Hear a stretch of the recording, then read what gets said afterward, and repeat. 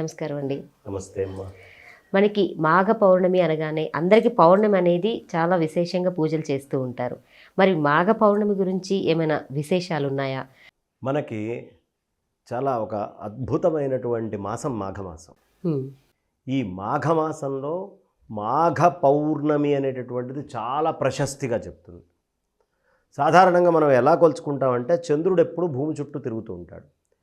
తిరిగేటప్పుడు ఆయనకి నక్షత్రాలు చాలా అనేకం తిరుగుతాయి. ఈ తిరిగేటప్పుడు మనం ఆకాశంలో ఉండే వస్తువును గుర్తుంచుకోవాలంటే ఏం చేయాలి?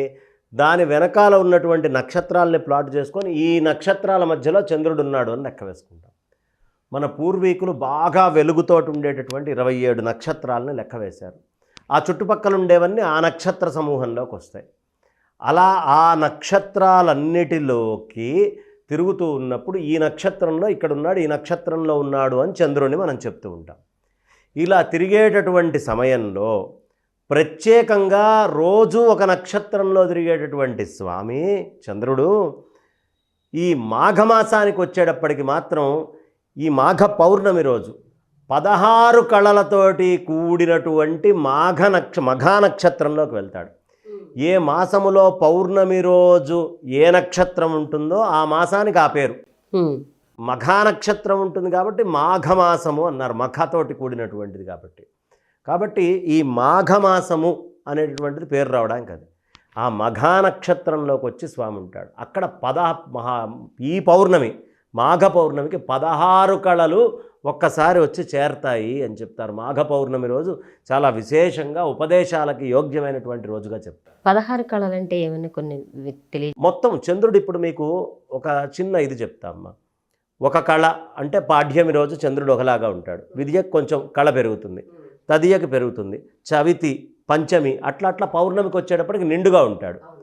కానీ 16వ కళ కూడా ఏ రోజు వస్తుందయ్యా చంద్రుడిలో అంటే మనకెవ్వరికీ దర్శనం కానటువంటి ఆ పరమాత్మకి సంబంధించినటువంటి ఆ 16వ కళ ఆత్మస్థితి ఏదైతే ఉందో, కాబట్టి ఆ షోడశము అనేటటువంటిది తొందరగా అర్థమయ్యేది కాదు. అందుకనే మీకు పంచదశి దాకా బాగా అర్థమవుతుంది, షోడశి అర్థం కాదు. శ్రీ విద్యలో కూడా షోడశి అంటే జీవబ్రహ్మాత్మైక యోగాన్ని ఇచ్చేటటువంటి కళ, జీవుడికి బ్రహ్మకి అభేదం అని చెప్పే కళ, అంత గొప్పదైనటువంటి కళ ఈ మాఘమాసంలో వస్తుంది. అందుకనే పరమేశ్వరుడికి కుమారస్వామికి ఓ చర్చ జరుగుతోంది. ఓ దగ్గర చిన్న అనుమానం వస్తే కుమారస్వామి తండ్రికి బోధ చేశాడు, ఈ మాఘ పౌర్ణమి రోజే చేశాడు. ఈ మాఘ పౌర్ణమి చాలా విశేషమైనటువంటి పౌర్ణమమ్మ. గురువుల్ని ఆరాధించుకోవాలి, ఉపదేశానికి యోగ్యం. బ్రహ్మ విద్యని పొందాలి అంటే మాఘ పౌర్ణమి రోజు పొందినటువంటి వాడు బ్రహ్మ విద్య శాశ్వతంగా పొందినటువంటి వాడు అవుతాడు, బ్రహ్మముతో ఐక్యం అవుతాడు. బ్రహ్మవిత్ బ్రహ్మైవ భవతి అంటారు. కాబట్టి 16 కళలు ఈ మాఘమాసంలో ఉన్నాయి. ఇందులోనూ ప్రత్యేకత ఏమిటంటే ఈ 5 నక్షత్రాలను మనం చెప్పుకున్నాక అవి పల్లకీ ఆకారంలో ఉంటాయమ్మా. ఈ 5 నక్షత్రాలు ఈ పల్లకీ ఆకారంలో ఉండేటటువంటి 5 నక్షత్రాలలో కూడా మఘా నక్షత్రంలోకి ఈయన ప్రవేశిస్తున్నాడు. ఈ రోజునే దక్షుడు సరయూ నదిలో స్నానం చేయడానికి వెళ్ళాడు. సరయూ నదిలో కాళింది మడుగులో స్నానం చేయడానికి వెళ్ళినటువంటి ఆయనకి దాక్షాయణి అమ్మవారు ఒక శంఖములోకి ప్రవేశించి ఆ శంఖం ఒక పద్మం మీదకి వెళ్ళి పడ్డది. ఈయన స్నానం చేస్తూ ఆ శంఖాన్ని తీసుకోవాలి అని ముందరికి వెళ్ళాడు. ఇది చాలా విచిత్రంగా ఉంది. దక్షిణం వైపు ఆవృతమై ఉంది. దక్షిణావృత శంఖానికి చాలా ప్రాధాన్యత ఉంటుంది. అంటే దాని యొక్క దక్షిణం వైపు తిరిగి ఉండాలి. అలా తిరిగి ఉంటే ఆ దక్షిణావృత శంఖానికి చాలా ప్రత్యేకత అని మన పెద్దవాళ్ళందరూ చెప్తారు. ఆ దక్షిణావృత శంఖం గొప్పతనం తెలుసు కాబట్టి వెంటనే ఆ దక్షిణావృత శంఖాన్ని తీసుకుందామని చేయబెట్టాడు. వెంటనే ఒక ఆడపిల్లగా మారింది. ఆవిడే సతీదేవి. ఆవిడనే తీసుకొని వెళ్ళి అల్లారు ముద్దుగా పెంచుతూ ఆయన చక్కగా అన్నీ చేసి దక్ష ప్రజాపతి పరమేశ్వరుడికి వివాహం చేసినటువంటి దాక్షాయని అమ్మవారు పుట్టినటువంటి రోజు మాఘ పౌర్ణమి, అమ్మవారు పుట్టినరోజు. అందుకనే చూడమ్మ, ఈ మాఘమాసం అంతా భలే విచిత్రంగా ఉంటుంది. మాఘమాసం అసలు ఆరంభం అవటమే సూర్యుడికి ప్రియం. మాఘ సప్తమి సూర్యుడు, మాఘ పంచమి సరస్వతి అమ్మవారు, సరస్వతి అమ్మవారు అయిపోయారు, సూర్యుడు అయిపోయారు. దాక్షాయని అమ్మవారు. అలాగే మాఘ శనివారాలు విష్ణువుకి చాలా ప్రీతిపాత్రమైనటువంటిది. మాఘమాసంలోనే లింగోద్భవం అయింది. మాఘమాసంలోనే కుమారస్వామి తండ్రికి బోధ చేసి గురువైనటువంటి వాడు. గురుగుహ అనే శబ్దం మనం వేస్తాం కదా, ఎక్కడ గురువయ్యాడయ్యా అంటే ఈ మాఘమాసంలోనే. దీన్నే మహామాఘి అని కూడా ఈ మాఘమాసంలోనే అయింది. ఇలాంటి మాఘమాసాలు సూర్యుడిలోకి ప్రవేశించినప్పుడు, ఏది సూర్యుడిలో బృహస్పతి ఎప్పుడైతే ప్రవేశిస్తాడో ఆ ప్రవేశించినటువంటి బృహస్పతికి సంబంధించినటువంటి సమయం ఏదైతే ఉంటుందో ఆ సమయంలో మనం గోదావరి పుష్కరాలు అంటాం. సింహరాశిలోకి బృహస్పతి ఎప్పుడు ప్రవేశిస్తే బృహస్పతి సింహరాశిలోకి వెళ్ళినటువంటి దాన్ని అంటాం. ఈ మఘా నక్షత్రానికి అధిపతి ఎవరు? గురువు. కాబట్టి గురువు అధిపతి అయినటువంటి మఘా నక్షత్రంలో ఈ పుష్కరము అనేది గోదావరి పుష్కరం వస్తుంది. గోదావరి పుష్కరం మనొక్కళ్ళ దగ్గరే చేస్తామని మనం అనుకుంటాం. కాదు, గోదావరి పుష్కరం మన దగ్గర చేస్తాం. కుంభకోణంలో ఈ మహామాఘములో వచ్చేటువంటి దాన్ని మహామాఘి అంటారు.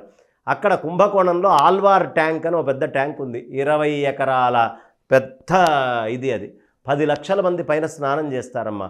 ఆ రోజు నీళ్లు వాటంతట అవి లేచి వచ్చేస్తాయి. కోనేరు అండి? కోనేరు, పెద్ద కోనేరు, 20 ఎకరాల కోనేరు. అది వెళ్ళి స్నానం చేస్తారు.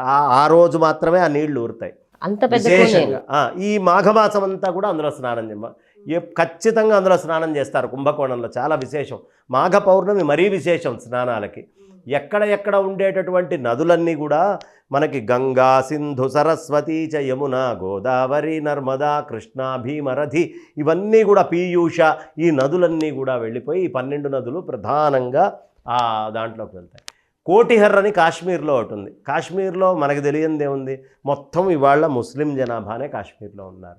ఈ కోటిహర్ అనేటటువంటి ట్యాంకు లోపల దగ్గర 11 ఏళ్ళు చుక్క నీళ్లు ఉండవు. మన పంచాంగంలో ఎప్పుడు బృహస్పతి ఈ సింహరాశిలోకి వెళ్తాడు అని రాస్తామో ఆ ఒక్క సంవత్సరమే దాంట్లో నీళ్ళు వస్తాయి. 13 నెలలే, అంటే 11 సంవత్సరాలు ఉండవు. మన పంచాంగంలో రాస్తారు ఈ రోజు అని, ఆ రోజే అక్కడ నీళ్లు వస్తాయి. మరి ఎవడు పోయి తొట్లతోటైతే పోయారు కదా.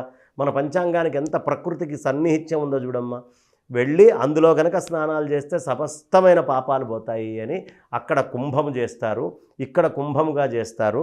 ఇది 3వ ప్రదేశం. కాబట్టి ఇంతటి విశేషమైనటువంటి అద్భుతమైనటువంటి చాలా చక్కటి అయినటువంటి మాఘి, దీన్నే మహామాఘి అని కూడా పిలుస్తారు. దీంట్లో వటసావిత్రి వ్రతము అనేటటువంటిది ఆచరించడం సంప్రదాయంగా ఉంది. గౌరీ వటసావిత్రి. ఏమిటి వటసావిత్రి అంటే, ఈ వటసావిత్రి వ్రతం ప్రత్యేకత ఏమిటంటే ఆడవాళ్ళు వాళ్ళకి నెలలో ఒక 4 రోజుల పాటు రెస్ట్ లాగా ఉంటుంది. ఆ సమయంలో ఇంట్లో అన్నీ ముట్టుకొని అగ్నిహోత్రాలని ముట్టుకొని తెలిసి తెలియక ఏవైనా చేసేటటువంటిది అలా చేయకూడదనేది వైదిక సంప్రదాయంలో ఉంది.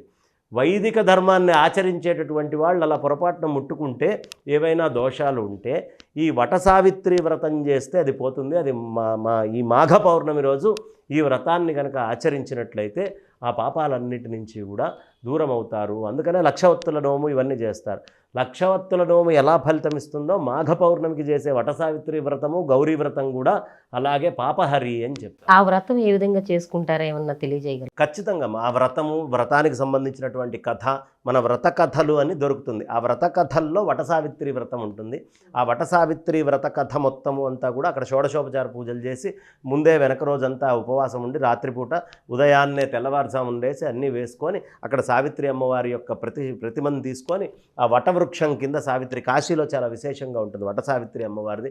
అలాగే ప్రయాగలో కూడా వటవృక్షం దగ్గర ఎక్కడైనా అంటే మర్రి చెట్టు కింద అక్కడ కూర్చొని చక్కగా ఈ అమ్మవారి యొక్క ప్రతిష్ఠ చేసి అక్కడ పూజ చేసుకొని ఈ వటసావిత్రి వ్రతం కనుక చేసుకుంటే వాళ్ళు సమస్తమైన అరిష్టాలు ఆ కథ చదువుకొని ఉద్యాపనం చేసుకొని ఆడవాళ్ళందరికీ కూడా ఇవ్వాల్సినటువంటి తాంబూలాలు వాయనాలు ఇచ్చుకుంటే పరిపూర్ణంగా ఈ దోషము నుంచి బయటపడతారు. ఇది వటసావిత్రి వ్రతం చేసే విధానం. ఇంకా విశేషంగా మీకు స్త్రీల వ్రత కథల్లో దొరుకుతుంది. అదేవిధంగా అండి, మరి సామాన్యునికి ఇప్పుడు మీరు పురాణాలలో ఏ విధంగా ఉందో మాఘ పౌర్ణమి గురించి చక్కగా తెలియజేశారు. మరి ఈ మాఘ పౌర్ణమి రోజున ఎవరైనా ఇంట్లో ఏమైనా చక్కని పూజా విధానాల గురించి ఖచ్చితంగా పొద్దున్నే లేవాలి.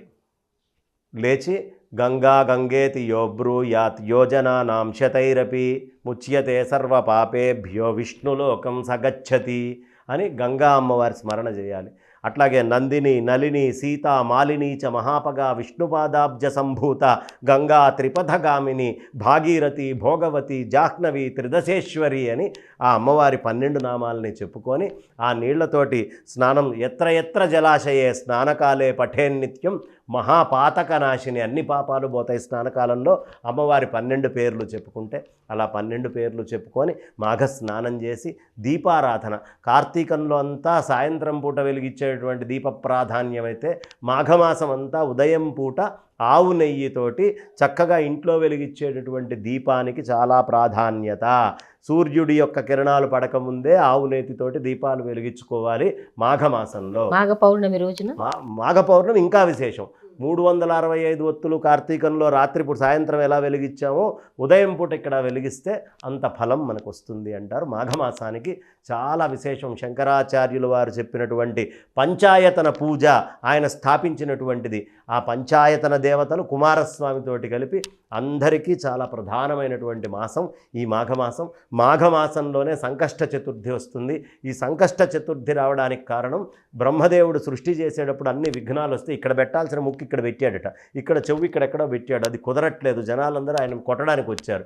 ఆయనకేం అర్థం కాక అప్పుడు తపస్సు చేస్తే ఆ తపస్సులో విఘ్నేశ్వరుడు ప్రత్యక్షమై ఆయన అద్భుతంగా ఈ వక్రతుండ గణపతిగా కనిపించి ఈ విఘ్నాలన్నీ పోవడానికి బ్రహ్మదేవుడికి సహకరించాడు. కాబట్టి సంకష్ట చతుర్థి, బ్రహ్మదేవుడి కష్టాలు పోయినాయి, మీ కష్టాలు ఎంతయ్యా చిన్నవి, ఇది చేసుకుంటే పోతాయి అని చెప్పేటటువంటి వినాయకుడికి సంబంధించినటువంటి సంకష్ట చతుర్థి మాఘకృష్ణ చతుర్థి.